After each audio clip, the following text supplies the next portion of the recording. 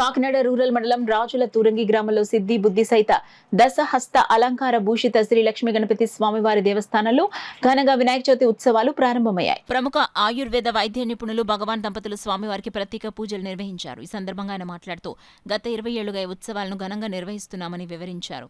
అంతేకాకుండా భీష్మ ఏకాదశి నాడు స్వామివారికి ప్రత్యేక అభిషేకాలు, పూజలు నిర్వహించడంతో పాటు ఆ రోజు స్వామివారి దివ్య కళ్యాణం కూడా నిర్వహించడం జరుగుతుందని వివరించారు. ఈ కార్యక్రమంలో భక్తులు పెద్ద సంఖ్యలో పాల్గొని స్వామివారిని దర్శించి ధరించారు. వినాయకుడి గుడి నిర్మించాలనేటువంటి సత్సంకల్పంతో గ్రామ ప్రజల సహకారంతో ఇక్కడ గుడి నిర్మాణం జరిగింది.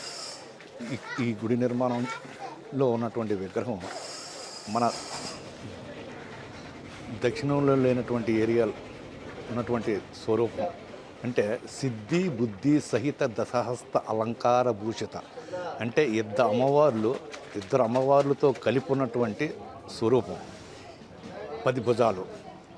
దీని ప్రఖ్యాత ఏంటంటే మన దక్షిణాంధ్రలో ఎక్కడా లేనటువంటి ఈ విగ్రహాన్ని ప్రతిష్ఠించిన తర్వాత గ్రామంలోనే కాకుండా స్వయంగా నా వ్యాపారాభివృద్ధి కూడా దినదిన ప్రవర్ధమానమై చాలా సంతోషంగా సుఖ సంతోషాలతో ఉంటున్నాను. కాబట్టి ఇది 20వ సంవత్సరం. మళ్ళీ భీష్మ ఏకాదశి రోజుని విగ్రహ ప్రతిష్ఠ చేసినటువంటి జన్మదినం. ఆ రోజున కూడా ఇక్కడ ఉదయం నుంచి ఏకాదశ రుద్రాభిషేకం, హోమం మరియు స్వామివారికి కళ్యాణం కూడా జరపబడుతుంది.